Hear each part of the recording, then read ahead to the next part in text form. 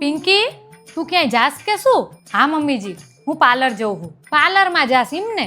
તે મને પૂછ્યું નહીં? એમાં પૂછવાનું શું કામ? હું નાની કિકલી થોડી હું? મારા લગ્ન થઈ ગયા હે અને પૂછવું જશે તો હું મારા હસબન્ડને પૂછીશ. તમને શું કામ પૂછીશ? તાર જેઠાણી બધે પૂછીને જાય હે, તુંય પૂછીને જવાનું રાખ. ભાભી પૂછીને જતા હશે, પણ જરૂરી નથી કે તમારી મોટી વહુ જે કરે એ હું પણ કરું. હારું હારું જા, અડધો કલાકમાં આવું હો. આ તો બહુ જબરી હે બાપા. જાણે પણ હું એમ કહું ને કે તાર જેઠાણી આમ કરે હે તો તરત જ મોઢા ઉપર ચોપડી દે.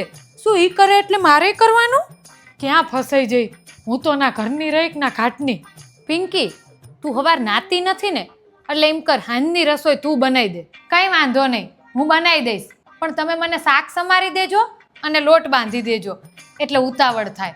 અને આમ પણ કેવું, શાક સમારવાની મારે આદત નથી, આંગળીઓ પર કટ લાગી જાય છે, એટલે કરી દઈશ. હાલ, થેન્ક યુ. મોટી તો બધુંય કરી લેતી હતી અને આને બધુંય રાંધીને આપવું પડશે.